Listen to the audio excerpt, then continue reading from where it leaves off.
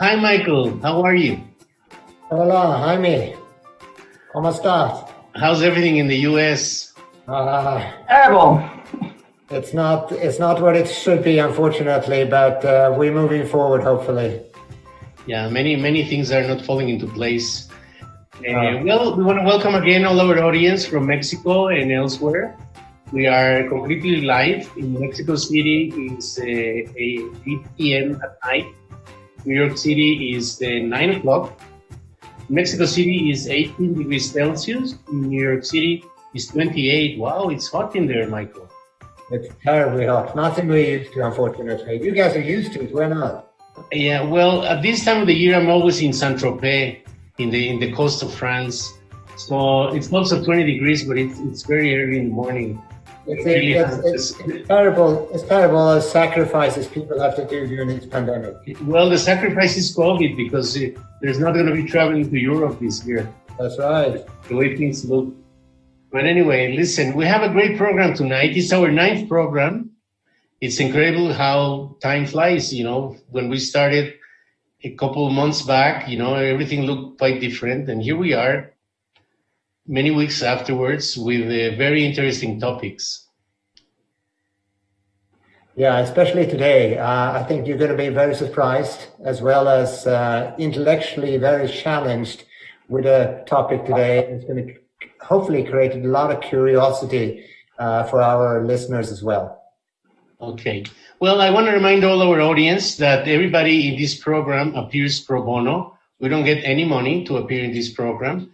And we do have sponsors, and the money is used to create this production that you're looking. Tonight, we are going in a Facebook Live in Spanish, Facebook Live in English, and YouTube Live in English as well, with the original audio. And in Facebook Live in Spanish, the translation is done by our professional translator, Dr. Samantha Arispe in Monterrey, Nuevo León. I also want to thank all our sponsors, Colgate Palmolive Mexico, Dentadec, Amic Dental, which is the Mexican Association of Dental Dealers and Manufacturers, and Ideas Dentales. And we have 2 productions. We have one production in Mexico City. So I say hello to Erin, to Miriam, to Blanca, to Santos. And we have a second group in León, Guanajuato, and it's Grupo Produce. And it's thanks to them that we have this incredible production. We're going to have a very short video for our sponsors, and we come back with with tonight's guest.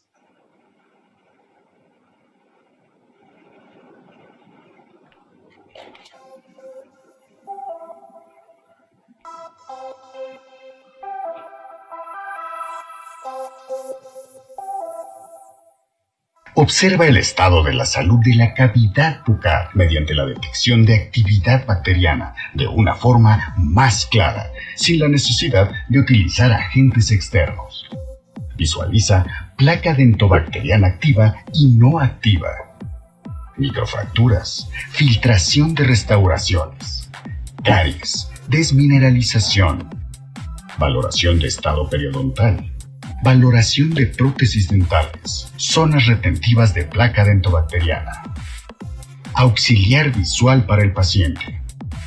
Funciona a través de la tecnología QLF, que incide la fluorescencia sobre uno de los elementos residuos de las bacterias.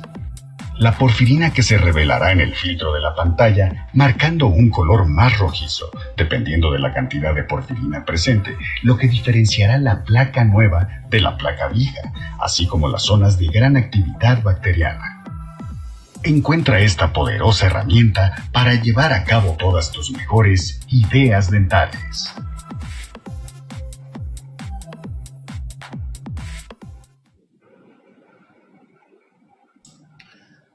Okay, we're back, and I want to welcome a warm welcome in Mexico to Dr. Venke Bognake, but I'm going to leave Michael to you the honor because I know you're good friends from a long time back.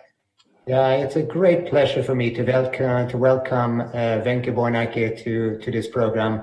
As you mentioned, Jaime, I've known Venke for a long time and have been very, very impressed with everything she has done, and that's the reason why we invited her to this program. More specifically, she's a senior research associate in health sciences at the Department of Periodontics and Oral Medicine at the School of Dentistry at the University of Michigan, Ann Arbor. She earned her DDS and a PhD in epidemiology from the Royal Dental College in Copenhagen, Denmark, and then a Master of Dental Public Health degree from the University of Michigan. Wenche has published more than 12 book chapters, and about 100 papers. And she's reviewer for more than 40 different scientific journals, which is extremely impressive because that means people are really relying on her way of looking at the science and what is good and what is bad science. And this is really one of the reasons why we invited her to the program here today. Dr. Bornak, Wenche has lectured nationally, internationally in numerous different countries. And although she has a very long and impressive CV, I just want to highlight two very important things. She's a member of the Centers for Disease Control and Prevention, CDC, and American Academy of Periodontology, AAP work group of periodontitis surveillance.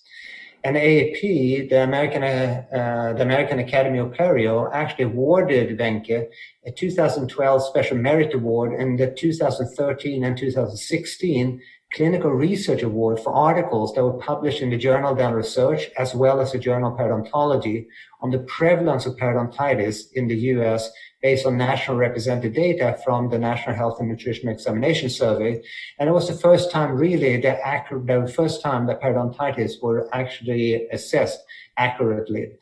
What's most impressive though with Wenche is the way she can take a topic and she can synthesize it into something that all of us can benefit tremendously from.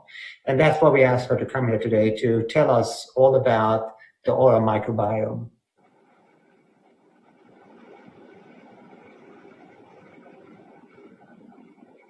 The floor is yours. Thank you, Wenche. Thank you very much for inviting me to talk about my favorite topic. I cannot tell you all about the oral microbiome, but I can try to at least expose the tip of the iceberg. My title is a traveling oral microbiome, and we'll have the next slide, and there you can see what we will. Okay, next, please. Thank you. So this is what I have in mind with this presentation today.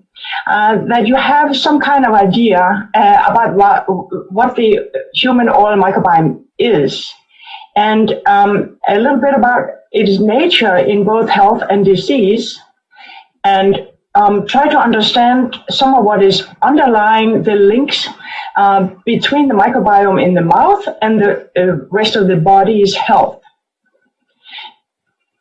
Maybe most importantly, lastly, but most importantly, my goal today is for dental practitioners to really have a good idea why it is so incredibly important that they know about the whole patient, the general diseases and conditions each patient is presenting with, and maybe even screening for some of them, for instance, by measuring blood pressure or blood sugar. Next, please. We'll have two parts. The first part is I'll describe something about the human oral microbiome, importantly what it actually is. And then the next part, after a little break and questions and answers.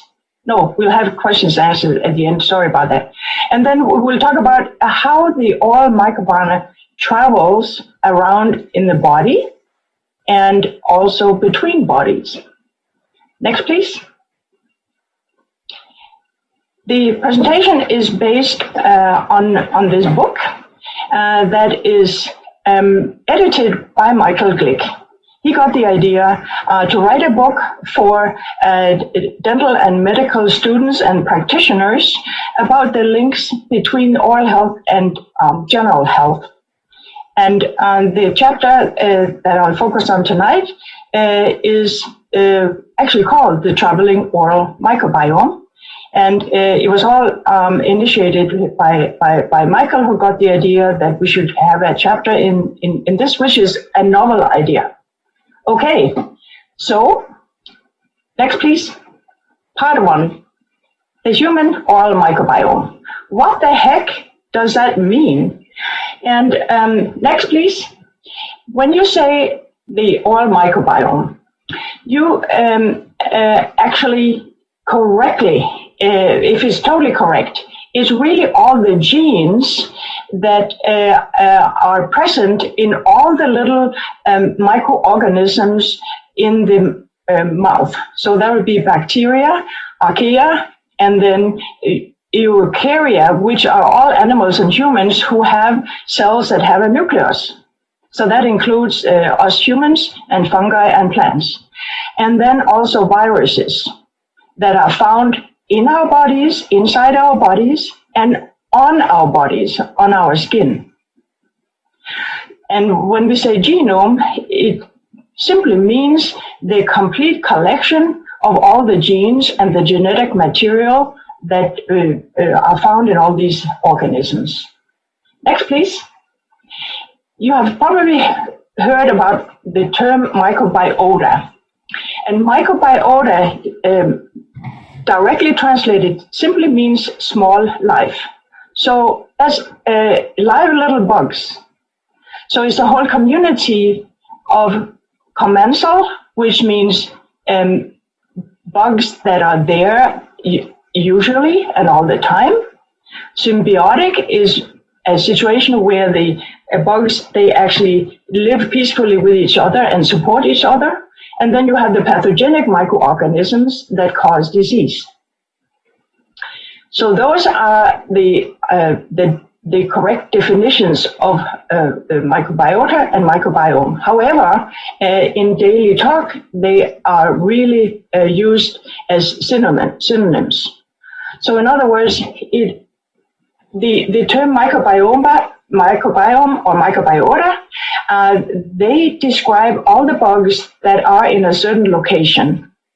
And it's just so exciting that we now understand that we actually have these bacteria and some fungi everywhere, in places we thought were sterile for a long time, until the very new techniques became available, and we had all the super fast computers and people and programs that could interpret all of these data.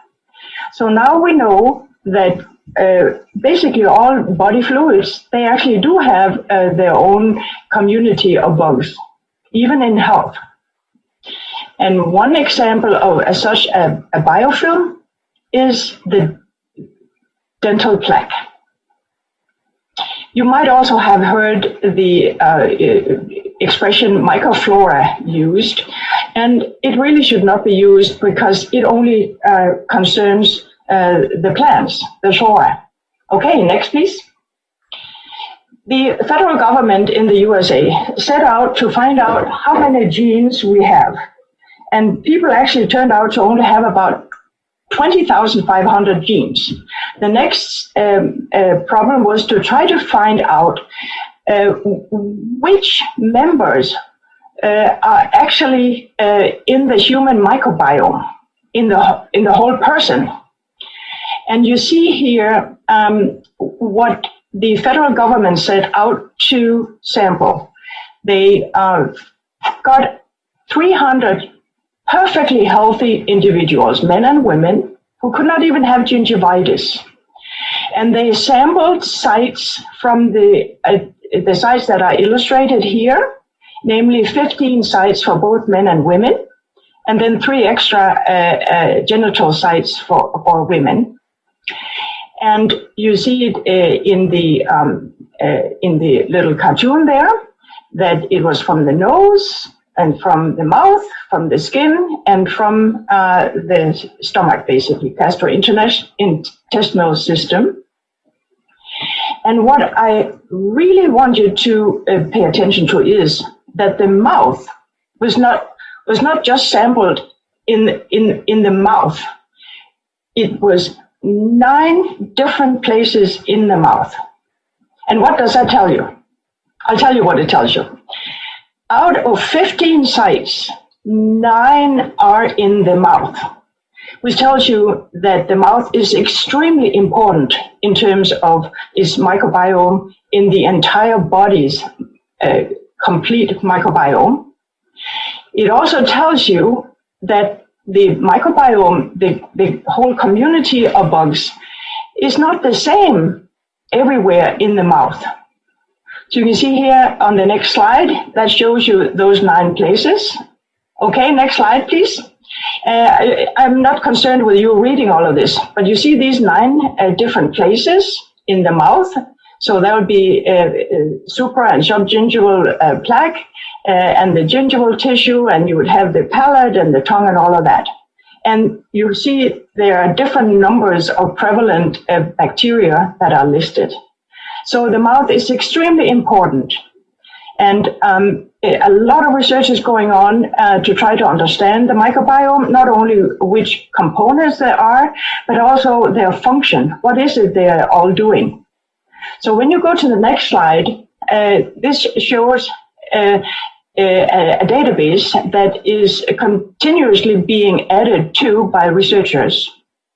And it talks about the oral microbiome in people. And you see, so far, they have found and identified 771 different bacterial species. And out of those, 687 are actually in the oral cavity. And then you have fewer in the pharynx and the nose and the sinuses and the esophagus.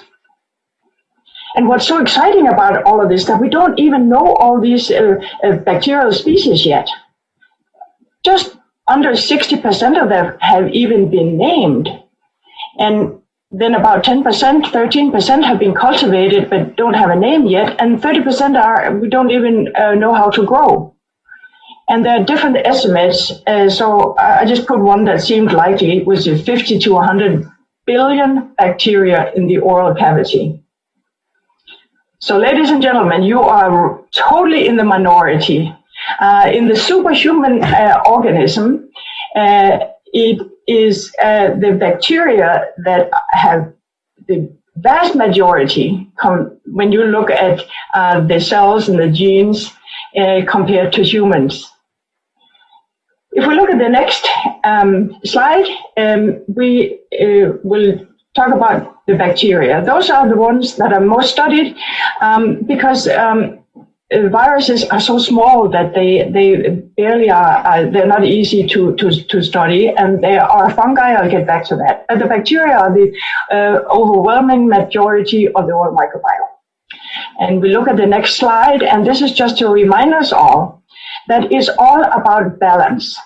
So when you have health in a body, and especially when it comes to microbiome, we call that homeostasis. And that is an equilibrium where all the different components coexist in a biofilm that consists of communities of bacteria. And actually, you can think of some bacteria that are collaborating, such that the poop from some bacteria actually make up the food for others. You know, just as an example of how they coexist. They also compete for space, but they have found a happy medium, if you will, and keep the microbiome healthy, and all the tissues and the organs in which they live also healthy. So when some imbalance occurs, that's when you have disease. We call that dysbiosis. So that's a life that's not quite in order.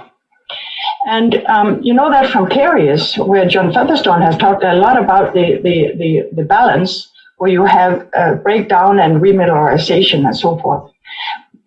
A similar balance is maintained in the microbiome. And I'll never forget Mogens Kilian, a Danish microbiologist, told me in 2005, which is a long time ago, he said, Wenke, I think all these bacteria are actually in the plaque, but some of them are in such low abundance, meaning there are so few of them that it is difficult to even measure them, so they stay under the radar screen. And then when some disturbance happens, some bacteria will then multiply and take over and dominate. And that's what we see in periodontitis. So the current model of periodontitis is not an infection that is coming from the outside, which we usually consider an infection, bacteria that are not supposed to be there, but it is an overgrowth of bacteria that cause disease. And the equilibrium that we find in health is broken. And this is also a reason to try to avoid any kind of disturbance. You cannot avoid getting sick once in a while. You know, the environment is very important. But what you can do is to not use antibiotics, prophylactic antibiotics. Of course, you need to use antibiotics if a person is really, really sick and you know which bacterium causes this disease, so that you can choose your antibiotics wisely. But if you use prophylactic antibiotics before a dental procedure, you don't know what bacteria you're treating. Likewise, mouthwash will kill some bacteria, but not others. And that is a very, very bad thing, because you want to keep the balance. You don't want to kill some bacteria and then give the other bacteria a chance to flourish and possibly cause disease. And by the way, most mouthwashes contain about 21.6 alcohol. So if you're going to put alcohol, that concentration in your mouth, I think is much better with a whiskey or a vodka or something like that.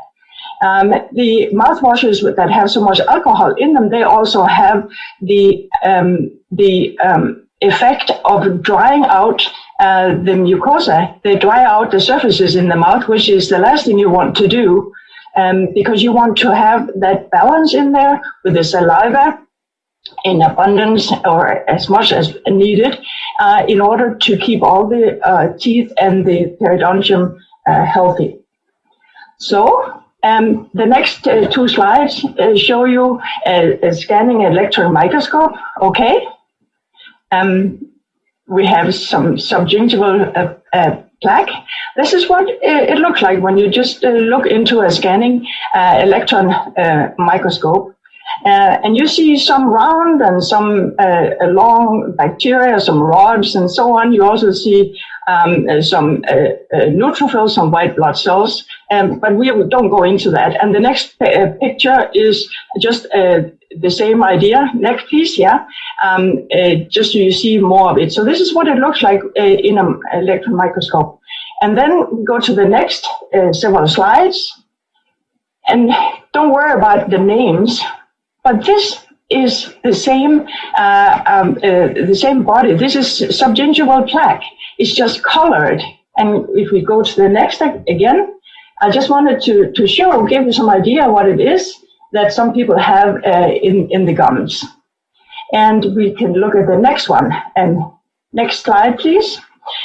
This is an artist's rendition of a bacterium you might have heard about called Porphyromonas gingivalis, affectionately called PG. And this is one of these bacteria that is there almost all of the time. It's regarded by some by a pathogen, but you will not hear me talk about pathogens, which I actually just did, but because we talk about overgrowth, right? So PG is known as a community activator. So it has an ability to activate other bacteria, and it often works together with another one you might have heard about, Fusobacterium nucleatum, And you can kind of see how nasty this bug is. See all these antenna-like legs. They can actually use them to pry open epithelial layers so that it can get in between the cells. It can even has the ability to get inside cells, which is very unusual. We usually have infections when we have pus and so on, is usually between the cells. But this particular bacterium is actually able to go inside cells. So, sorry about that. It also has a very special ability to survive, and we'll get back to that later. Just for your information, at the bottom there's a poor white blood cell that's supposed to gobble this bacterium up, but as you can see, it's really hard. It's kind of just hiding there in the bottom. So the next slide illustrates the variation in the microbiome. You see to the left column, thank you, the activity of new biofilm formation in the daytime. And on the right column is by nighttime, and it's the same patients. You see patient 1, 2, 3, and 4. So you even though I won't describe at all what it is we're seeing, we see very clearly that there's difference between day and night. I'll get back to more differences, but let's just talk a little bit about the salivary microbiome on the next slide. And the salivary microbiome is not a special entity. You know, we have bacteria in the saliva, but we also have bacteria that usually live on the tongue, in the cheeks, under the tongue, on the tonsils. We have bacteria that come from the periodontal pockets. So it's really a mix of bacteria from everywhere. And it's not hard to imagine that composition, you know, the identity of the different bacteria that are in the salivary microbiome, that will change a lot.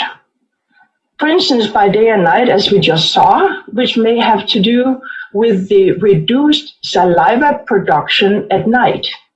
You know how we all produce less saliva when we are asleep and everything is kind of calmed down. We don't eat, and the production is not really necessary. And we also have a lot of variation in terms of which teeth you look at for a microbiome. If you take a sample of the plaque, the composition, meaning which bugs are there, will change depending on whether it's an incisor or molar, whether it's on the facial side or the lingual side, whether it's further front in the mouth, where the temperature and maybe the abundance of food is a little different from further back in the mouth. We also have microbes in the periapical area, as I will show in the next slide, just to remind us. Next, please. Yeah, the micro, and then next again. This is the picture. You see an endodontic lesion.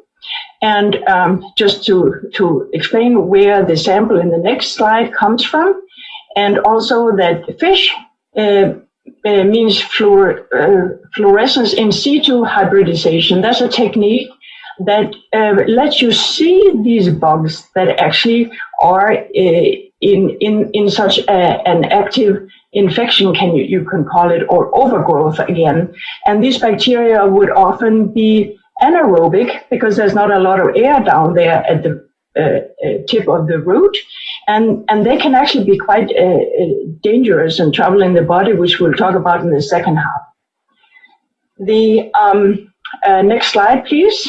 We will just mention the fungi, even though they are understudied. So we call that the oral microbiome. for fungi, right? On the next slide, don't be discouraged. These are the composition of the fungi in 20 different healthy people.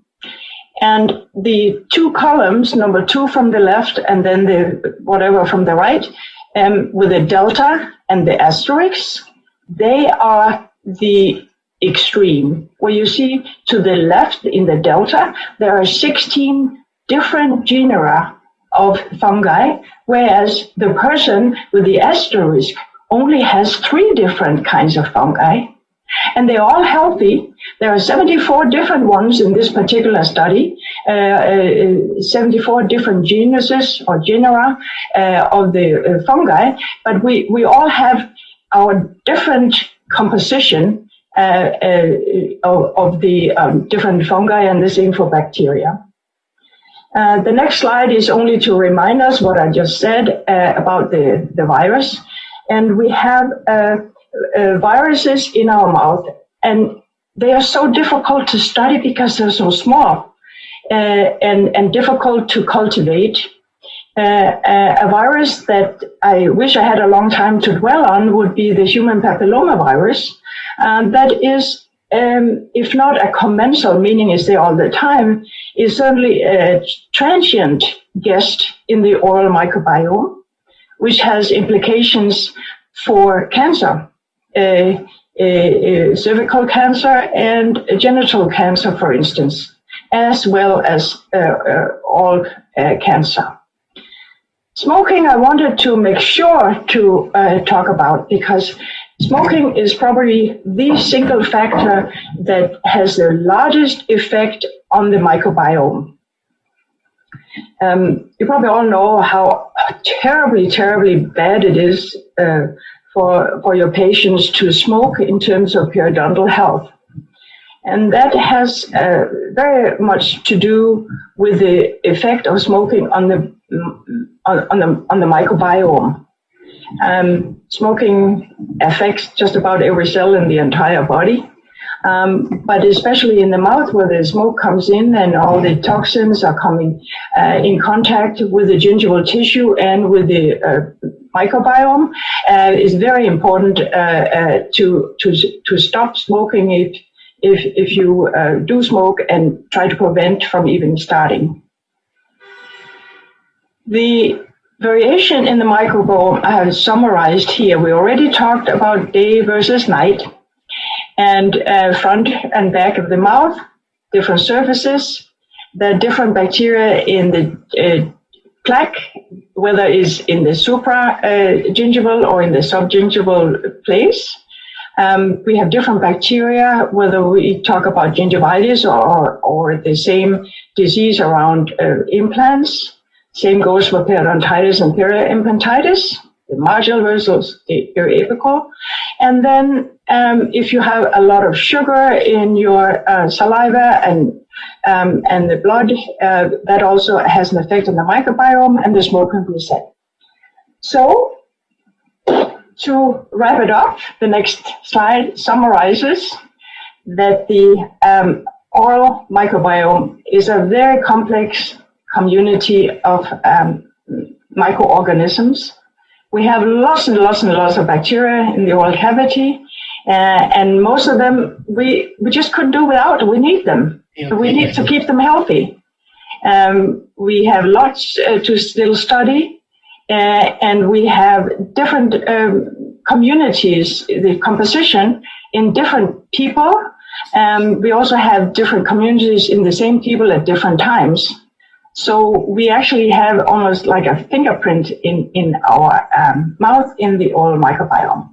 So the next slide shows that it's time for me to look out the window, and this is what I see. This is the sunset over Traverse Bay, Outer Lake Michigan, one of the Great Lakes here in Michigan. This is part number 1. Thank you, Wenke. Thank you very much. It was very interesting. I don't know if I felt that I was in a zoo or in a botanical garden. You got it. But wow, Listen, we have to go to a short video. We're going to put some chlorhexidine and come back to debate a little bit about the first presentation. Corre video, por favor. OrtoGuard es una línea completa especializada para quienes usan aparatos de ortodoncia. Cuenta con 3 productos de uso diario que ayudan a prevenir las lesiones de mancha blanca en los dientes. El enjuague bucal especializado Colgate OrtoGuard, con una fórmula revolucionaria en el segmento de los enjuagues bucales, le proporciona a los consumidores una efectividad terapéutica en el tratamiento ortodóntico y en pacientes de alto riesgo de caries. Llegamos a los espacios irregulares generados por la adhesión de la resina y el bracket, previniendo la desmineralización del esmalte hasta un 58%, libre de alcohol, sabor agradable y de uso diario en personas de 6 años en adelante. El nuevo gel dental especializado Colgate OrtoGuard, con 5.000 partes por millón de fluoruro de sodio, ideal para personas en tratamiento de ortodoncia y o con alto riesgo de caries. Revierte 3 veces más las lesiones de caries inicial y proporciona hasta 40% mayor reducción de caries contra una crema dental regular con fluoruro. Es seguro y se recomienda usarlo diariamente, una vez al día durante el tratamiento ortodóntico, indicado para personas de 6 años en adelante. Durante el tratamiento de ortodoncia, los cuidados de salud bucal exigen mayor atención. Los brackets y alambres ortodónticos pueden impedir una buena higiene bucal. Por eso Colgate ha creado el cepillo dental especializado Colgate OrtoGuard, con cerdas multinivel, indicado para quienes usan aparatos ortodónticos. Gracias a su forma en U, cubre toda la superficie del bracket, mejorando el efecto de limpieza en la encía, dientes, alambres y brackets. Las cerdas externas en forma de espiral eliminan la placa dental en la línea de la encía, proporcionando así una mejor sensación de limpieza en los tejidos bucales. Y a su vez, las cerdas internas auxilian en la limpieza alrededor de los brackets y alambres ortodónticos. Sus puntas de 0.01 milímetros pueden limpiar pequeños espacios, proporcionando una mejor limpieza de la superficie de los brackets y alambre. Colgate, siempre a la vanguardia del cuidado bucal, presentó Colgate Guard, la ciencia detrás de tu sonrisa.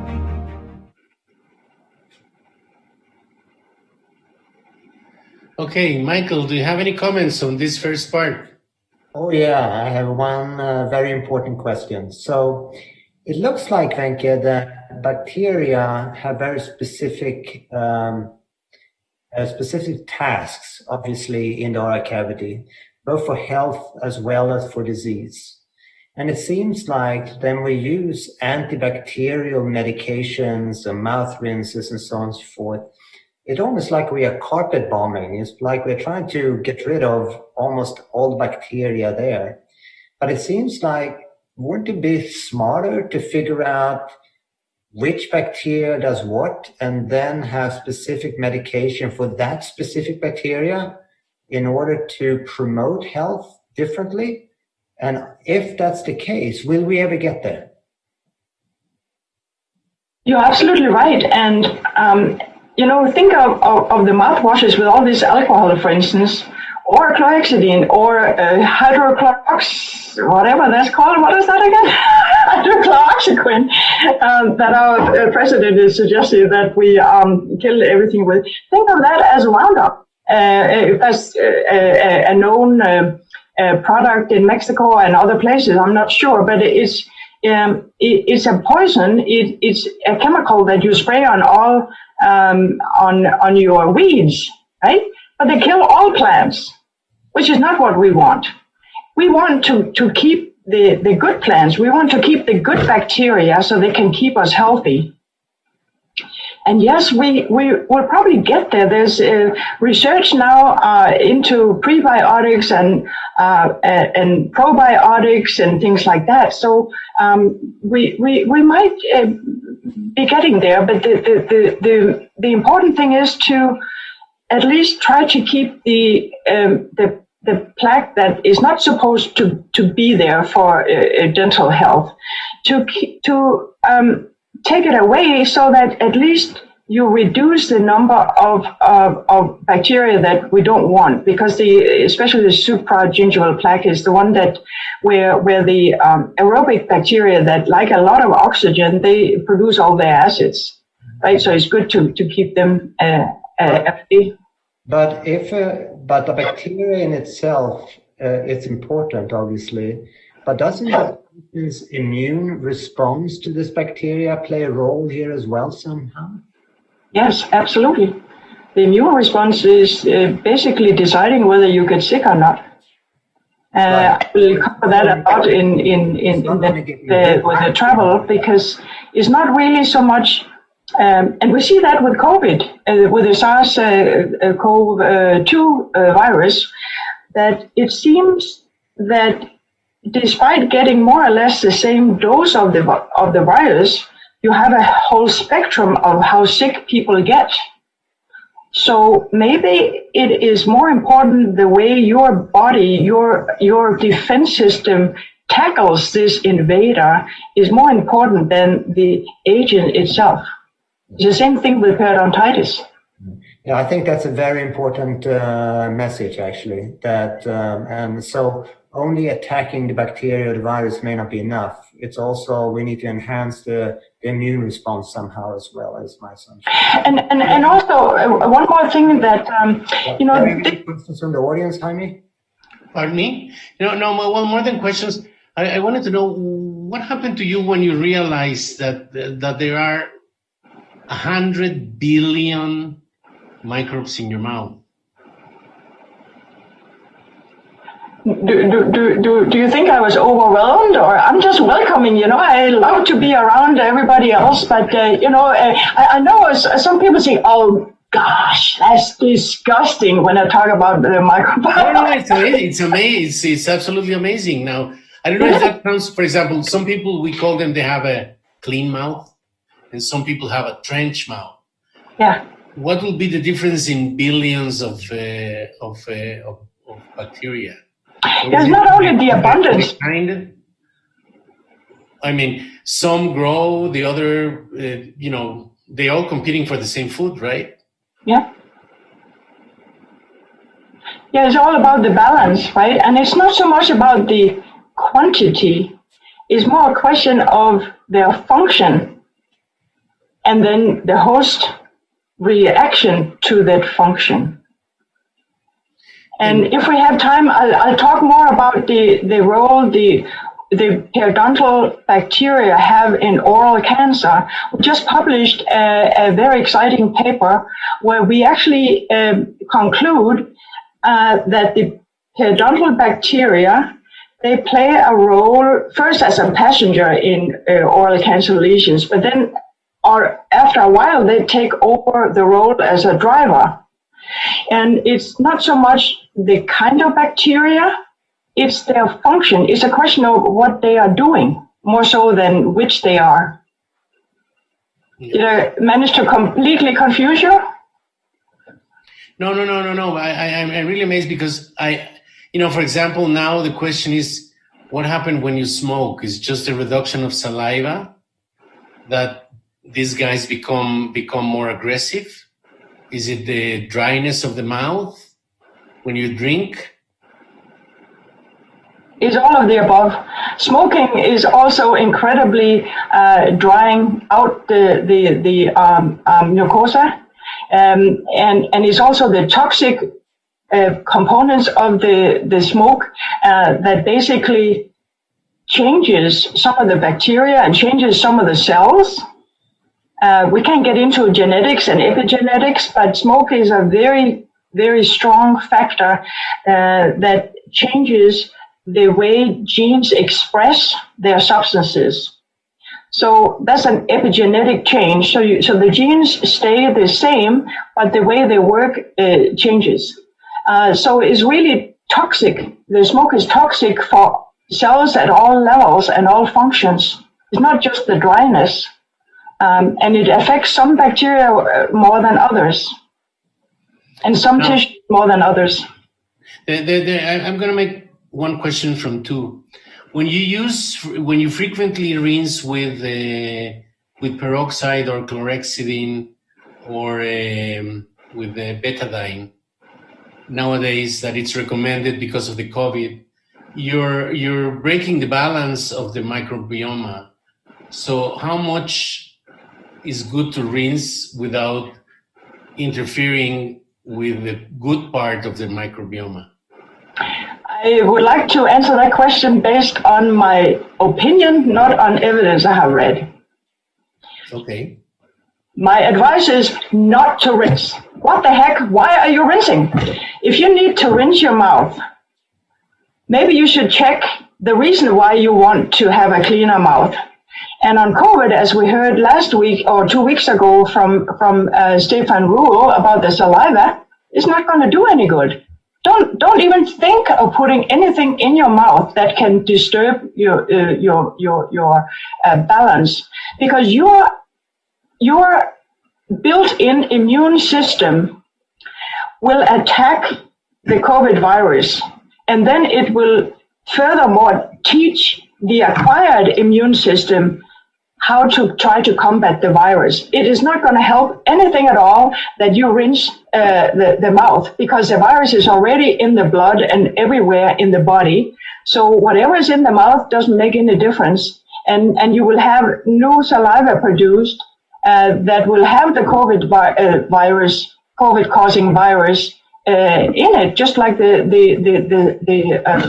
serum does. Well, a couple of weeks back, Stefan Chilacombe suggested to use a rinse that will give you around 20 minutes as a dentist to work in that mouth. I'm not talking about using a rinse to destroy COVID in the patient's mouth. Okay. If you're going to do aerosols, yeah, in the patient, that's a difference. Previous to that. But there are many questions about that. Does it really? You mess with the microbiome if you rinse too much? Yes, you do. Yes, you do. And Michael can probably better answer about COVID, but yes, you do. Here in America, it's very common to use mouthwash, and I never understood why. Why in the world would you do that? Well, to disclose your bad breath. Yeah, but then you go and find out why you have bad breath. Exactly. Brush your teeth, brush your tongue, brush your palate, and stop eating all that garlic just before you want to kiss on somebody. That's bad news for Altoids and for chewing gums. Mints. Chewing gum can have a good effect because a lot of people take a lot of medications, right, for and against various diseases and conditions. And every single freaking pharmaceutical group has the potential of causing dry mouth. So therefore, it's not a bad idea for some people to chew gum to increase the saliva production. One last question, because it has to do with this, and then we'll go to the other part. Yeah. It's you're talking, don't rinse too much because you altered. What happened with the probiotics? It's such a new research area. So the prebiotics are supposed to be bacteria that will not grow until they're in your stomach, right? As far as I understand, I think I'm not really up on the literature to say anything authoritatively. But when you think of anything you put in your mouth, it is not there for a very long time. It goes down in the digestive system very quickly. And remember, yogurt is a fantastic substance, right? For instance, yogurt has a lot of, must have at least 5 live bacteria in order for you to call it yogurt. However, by the time the yogurt has been produced and distributed and sat on the shelves, and you take it home and you have it in the fridge, and by the time you eat it, chances are that not a lot of those bacteria are alive anymore, and therefore can't really do a whole lot of good. Okay. We're going to go to a very short video and come back with the second part on the traveling microbiome. Viene video. Protege a tu clínica y a tus pacientes. Conoce la fórmula de O Radical de amplio espectro como desinfectante orgánico de superoxidación que elimina bacterias, virus y hongos desinfectando superficies. Desinfecta tu consultorio, equipo, sillones, instrumental quirúrgico, rotatorios y cucharillas. Además, no mancha y no guarda olor. Protégete y protégeme. O Radical, el mejor amigo en tu consultorio.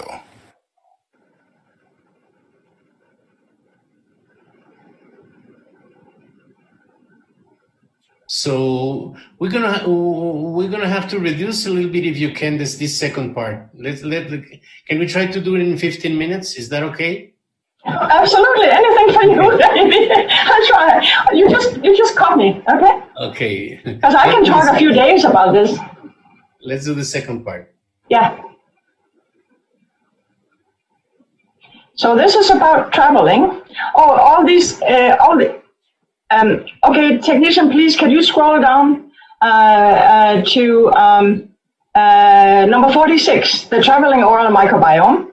All these pictures were supposed to be shown. Oh yeah, enjoy, aren't these beautiful? These are all the biome. No, keep going. Beautiful, isn't it? I just think it's so fascinating to think that this is, okay, here we go. Domestic travel. Yeah, so here, yeah. So don't be worried about reading all of this. I can tell you that this is a list of all organs and tissues in the body. Those are the travel destinations for the bugs in the mouth. An organ being a collection of tissue and cells that have a common function, right? So everywhere, it travels everywhere. And look at the next slide that will try to explain how do they do it. Next slide, please. The vehicles, how do they travel? The blood is the main highway, if you will. They can travel in the lymph. They travel in the food you eat and then regurgitate.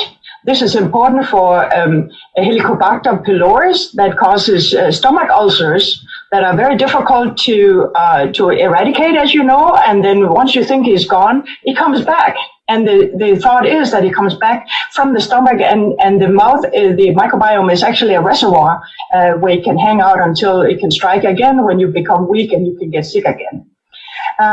The next is the digestive tract, which is very, very exciting. We used to think that all the bacteria from the mouth would be ruined in the stomach by all the acid. But guess what? They don't.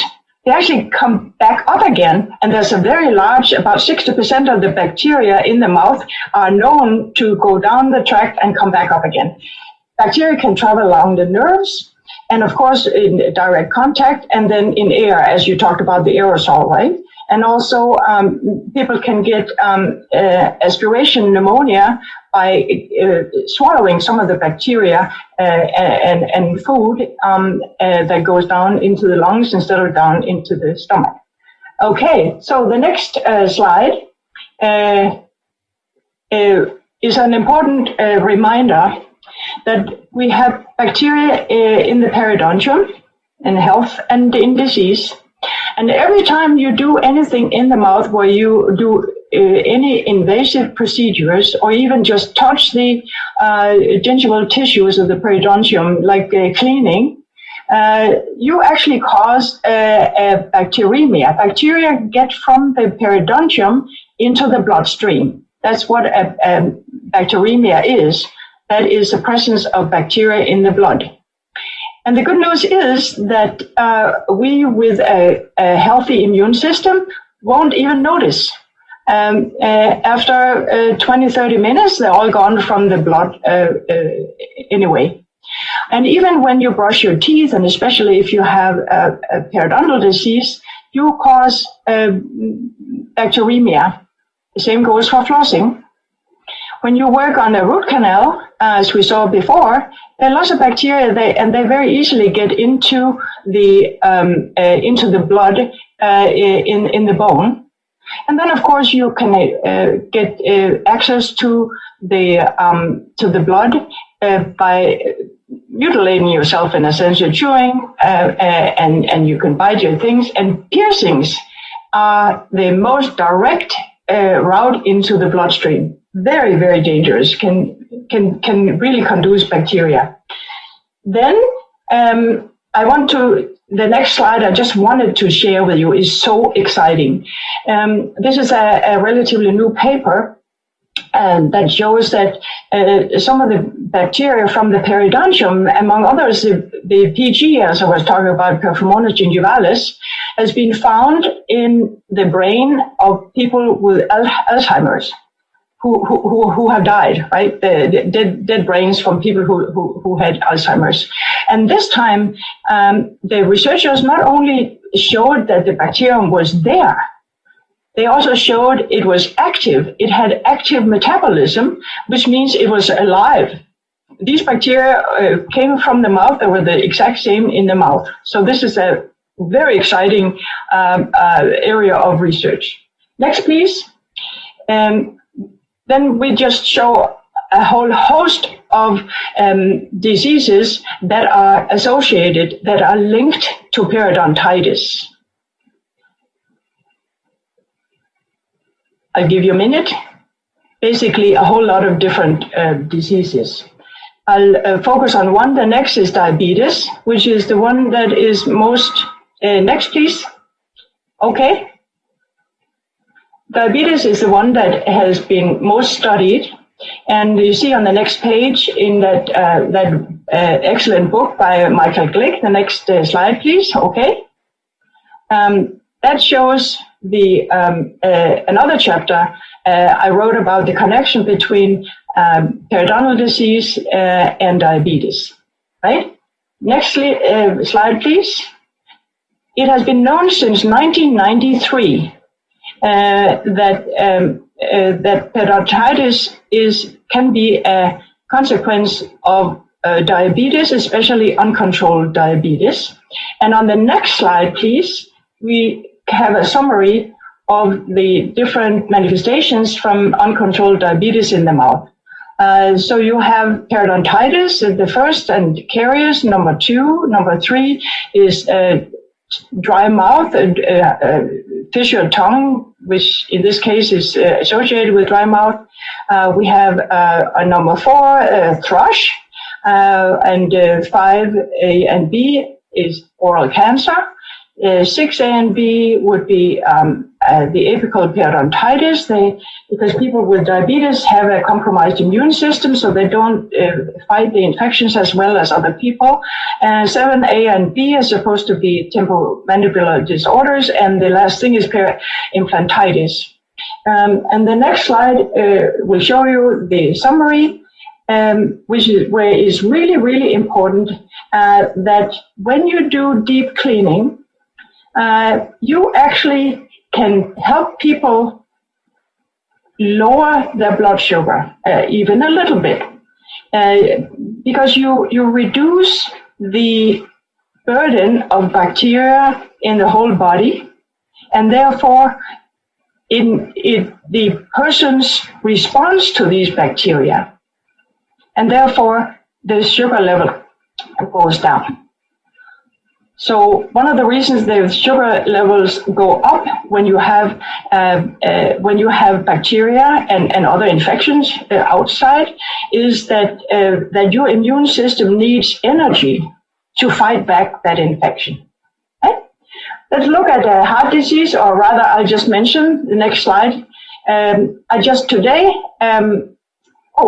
This is a page for the patient in Michael's Journal of American Dental Association, where all of this is summarized in easy language for the patient. And this is not copyrighted, so you can get that by contacting Michael or me.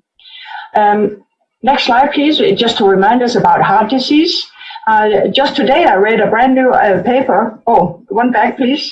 Heart disease, where bacteria from the mouth, or the same as in the mouth, were actually found in all the sections of aorta that had been taken out in a surgery for aorta aneurysms in the stomach.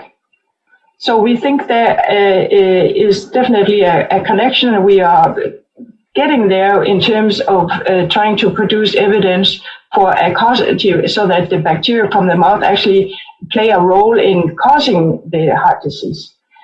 The next 2 slides are pretty sad. This is a baby, next please, that are early birth, early delivery. Next slide will show you in a cartoon how bacteria come from the mouth, mostly via the blood.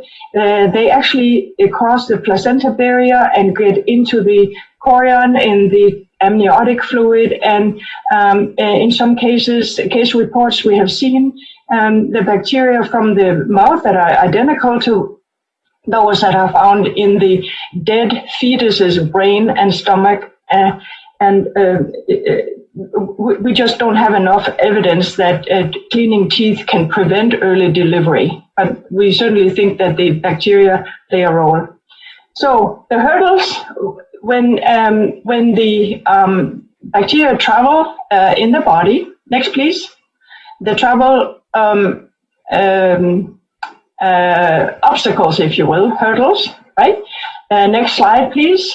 Shows a lot of bacteria, all the black spots, they are just floating in what is called a planktonic state, just like plankton in an ocean.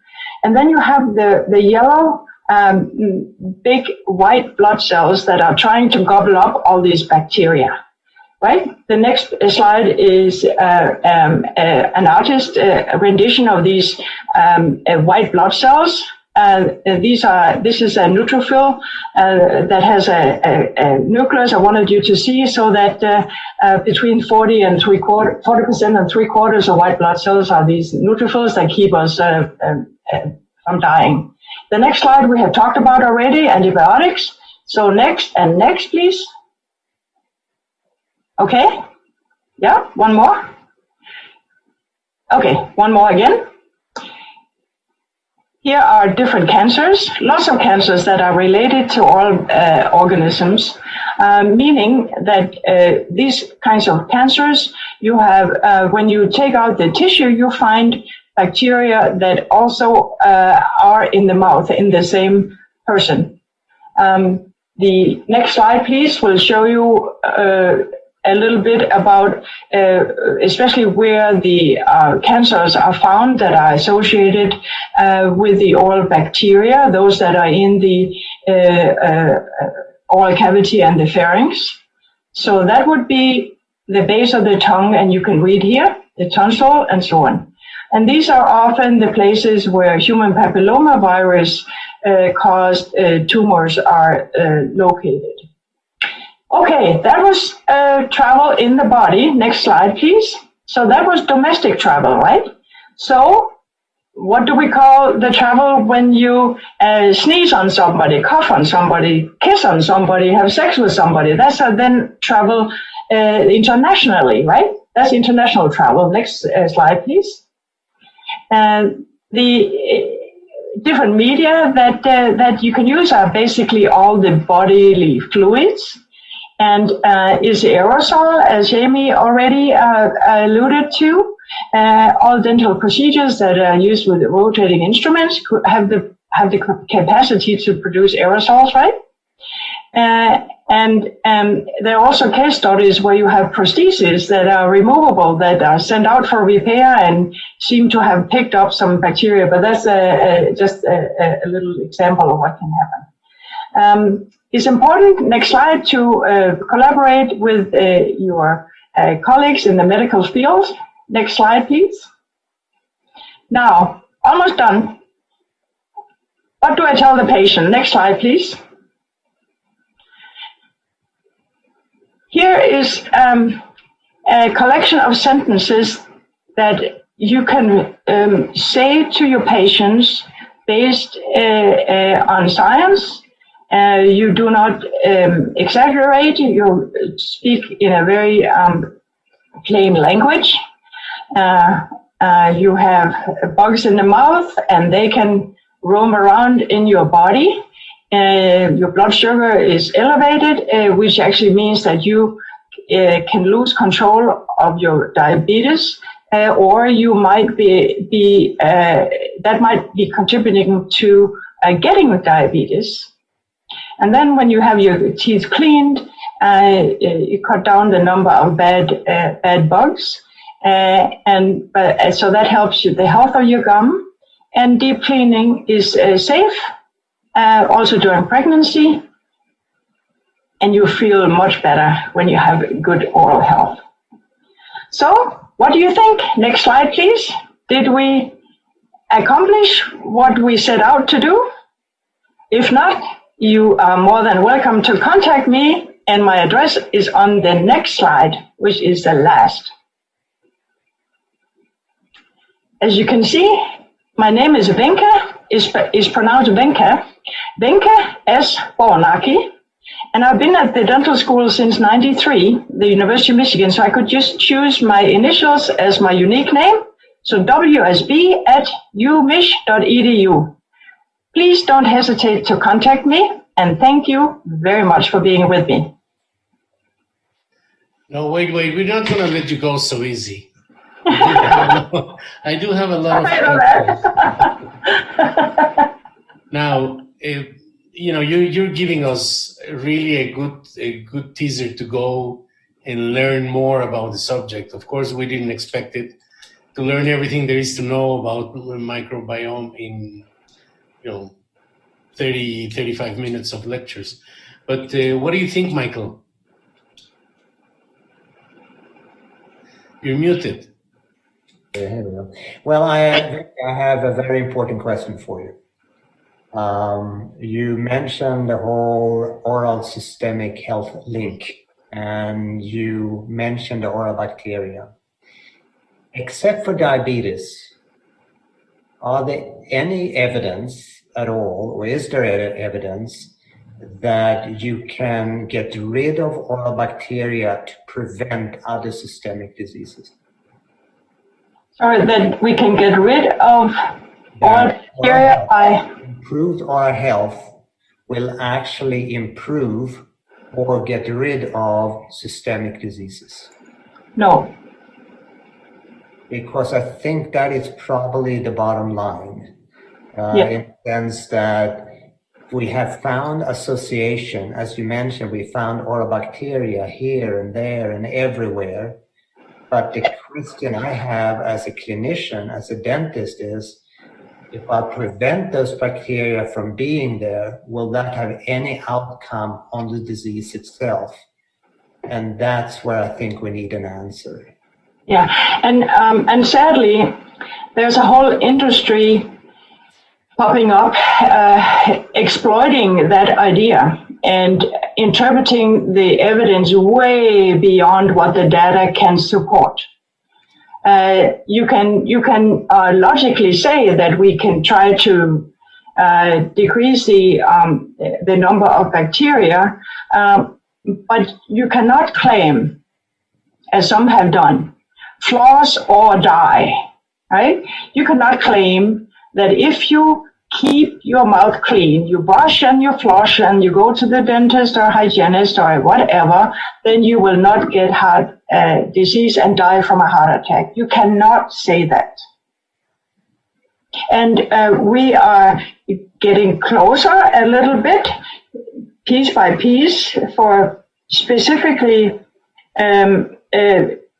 heart disease and stiffened arteries, where we think that bacteria from the mouth contribute to the hardening. But we can't show that by keeping the teeth clean, people will get less heart disease. However, we can design a study where we don't clean anybody's mouth and then 20, 30, 40 years later, look whether they died or not. You have two groups. One, you treat the jeevas out of them, and the other group you don't treat. You can't do that. But you can do small subsets. For instance, you can show that if you do non-surgical periodontal treatment, then the endothelial function improves. That is, the ability of arteries to contract and relax improves.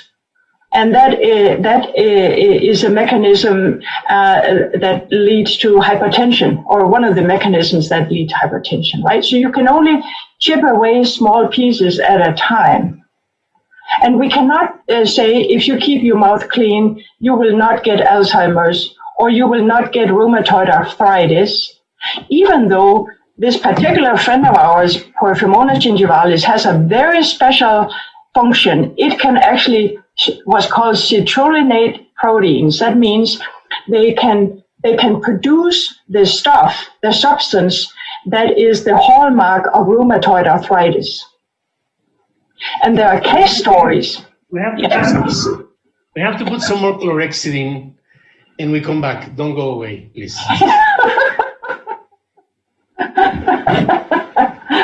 Okay.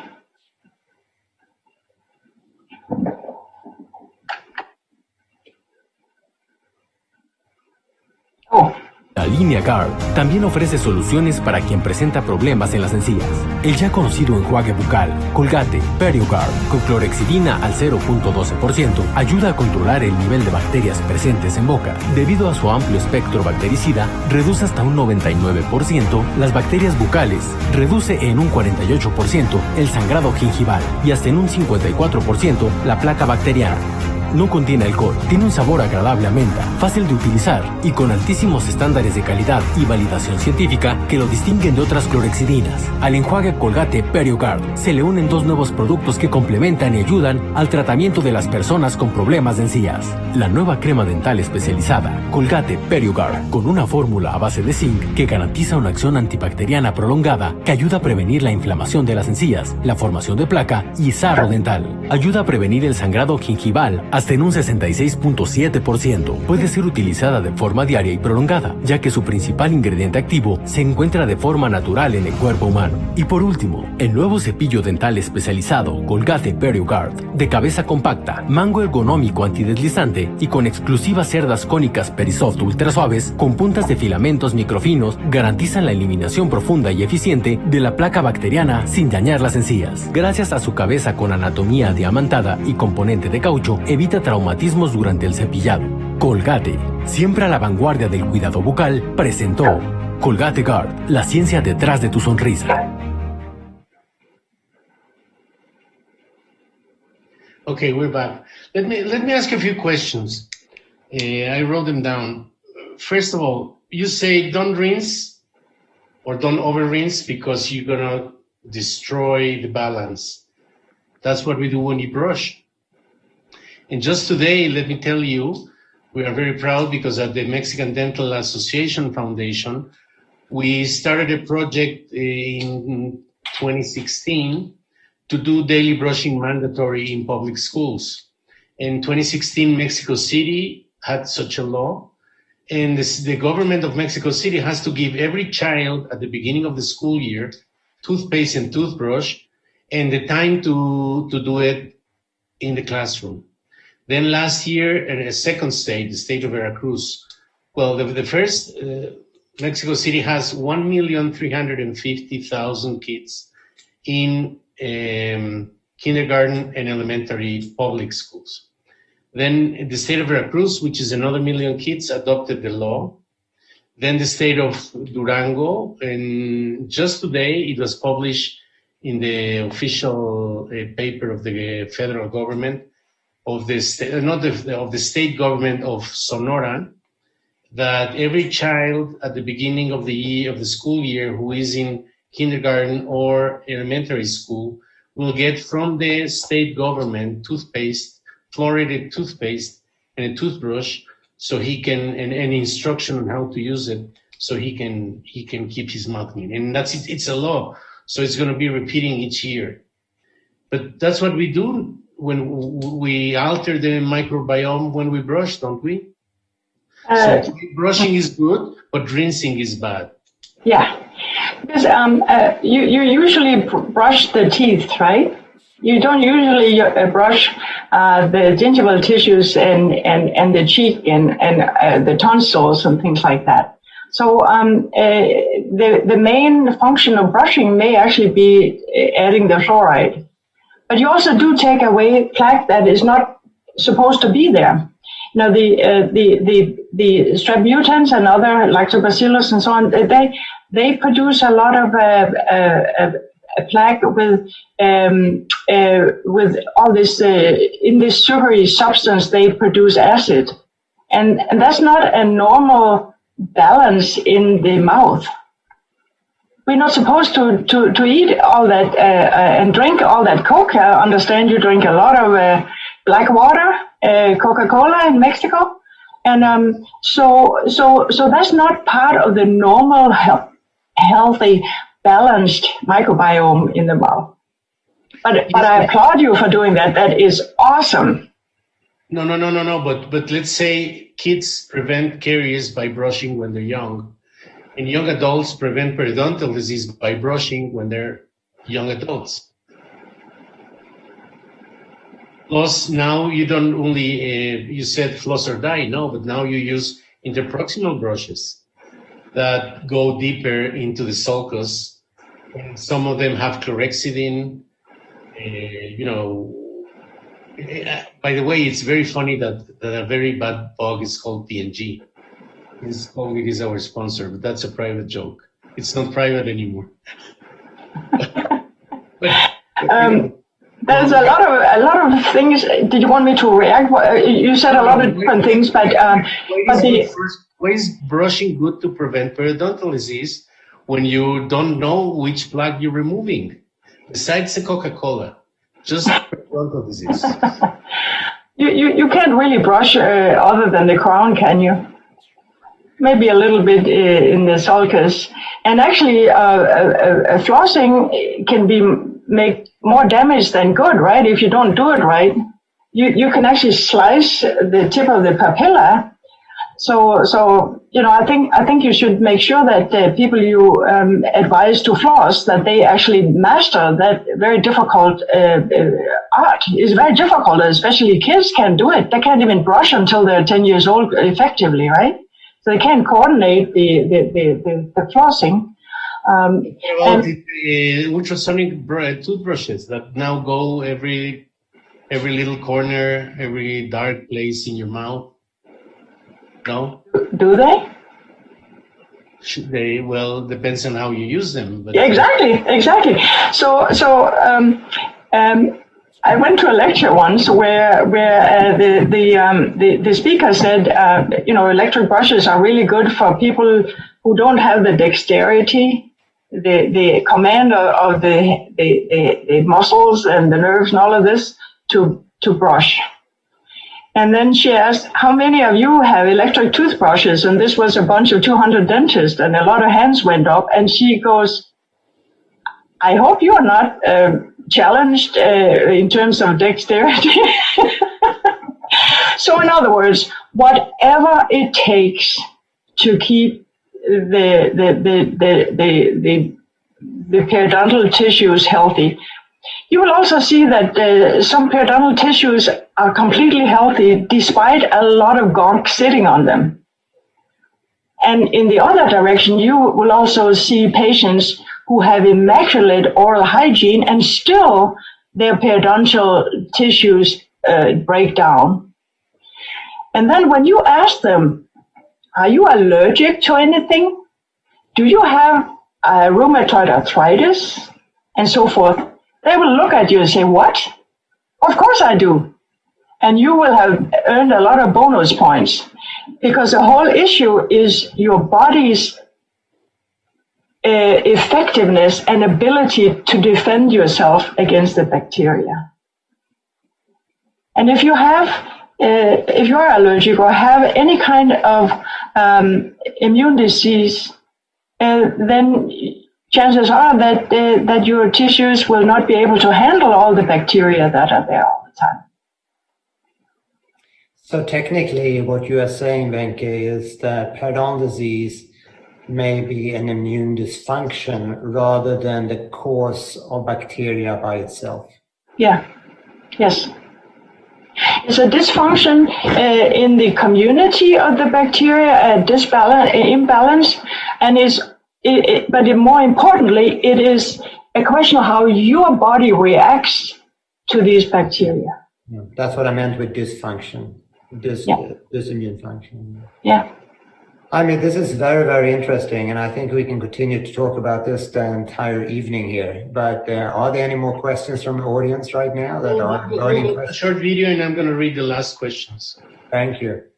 Vamos al video de...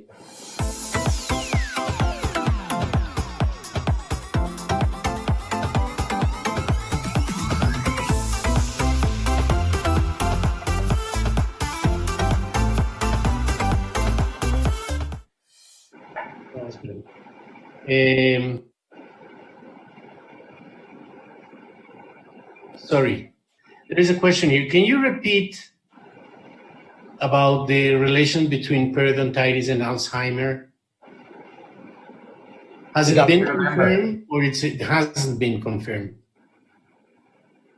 Yeah, we have for quite a long time known that periodontitis, with this imbalance of these bacteria, they cause, I had to use the word inflammation. I have worked so hard on not doing that, but the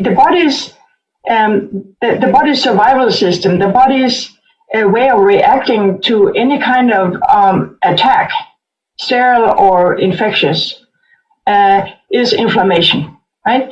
So that process produces tau beta, produces some substances in the brain, and the bacteria in the mouth contribute to that. And in addition, we have known for some time that people with Alzheimer's and dementia and other cognitive impairments, they actually have an elevated presence of bacteria from the mouth in the brains. And this particular study I showed is very special because it shows that these bacteria are not just dead bacteria that are there, that happen to be floating with the bloodstream. They show that these bacteria were alive and active and had a metabolism while they were living in the brain tissue. And therefore, this particular study is very, very interesting and brings us one step forward with the evidence for showing that bacteria in the mouth may have a role to play in also that disease. So it all hangs together. So Jaime, let me just finish that question.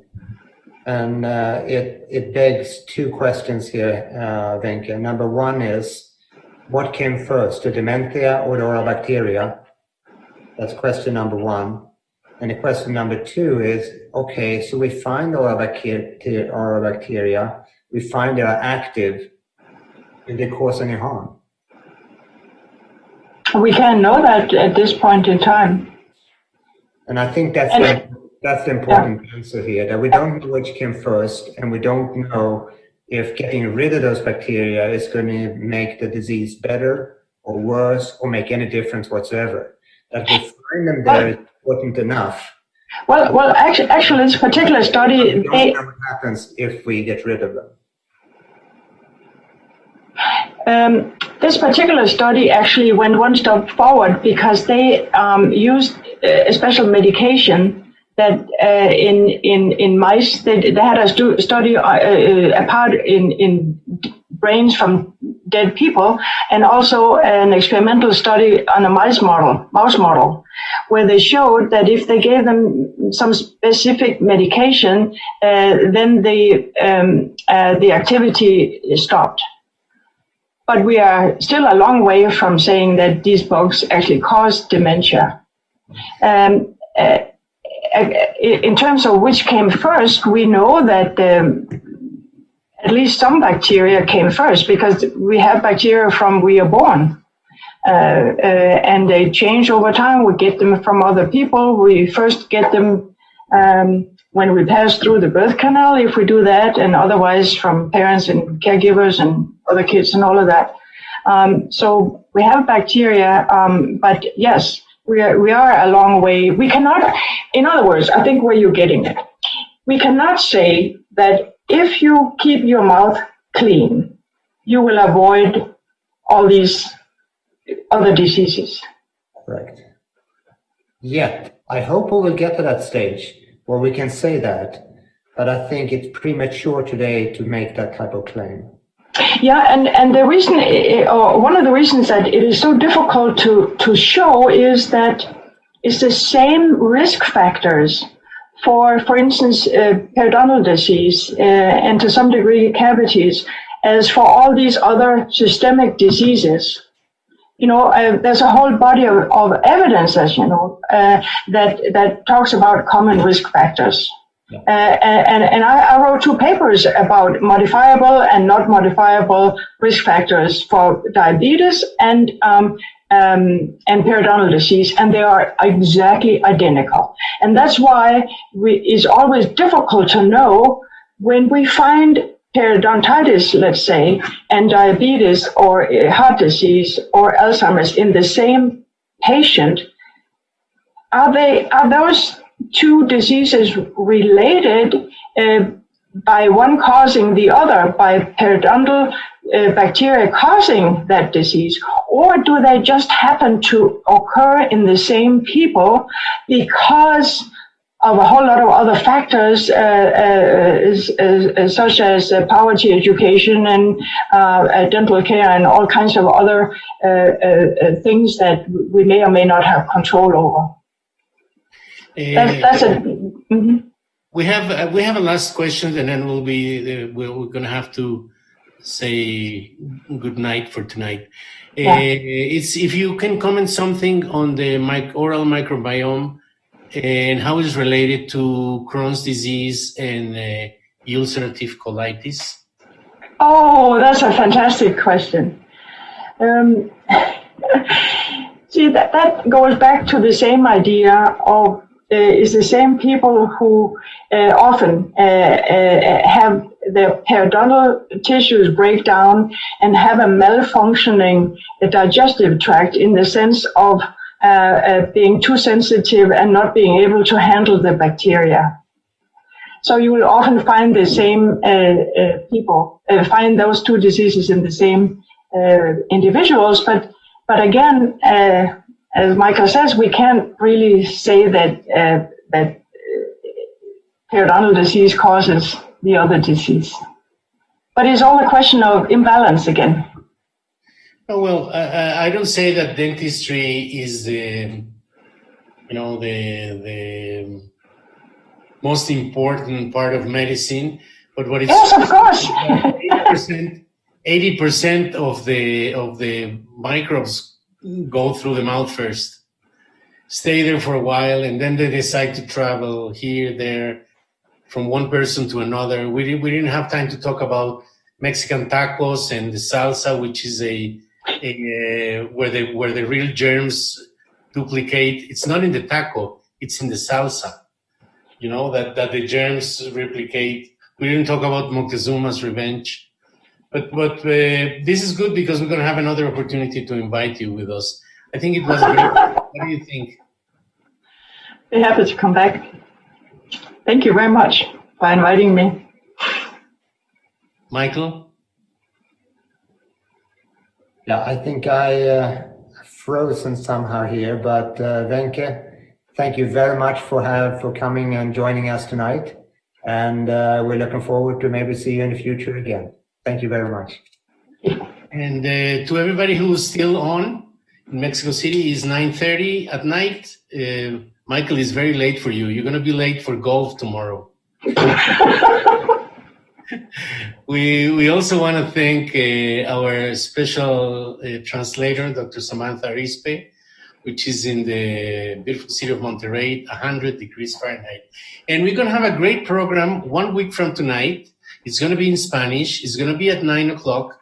And we're going to have specialists in oral radiography, tomography, and somebody that will give us some clinical use for these new technologies in digital.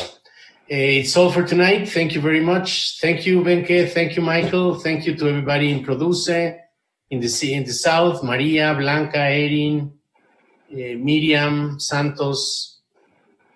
Thank you very much and good night. And before I go to sleep tonight, I'm going to feel itchy in my mouth, knowing everybody, all the guests I have. You are a superhuman, a super organism. Rush, but still there are going to be zillions there. So I'm not going to feel lonely tonight. Good night. Si te lavas bien las manos, lograrás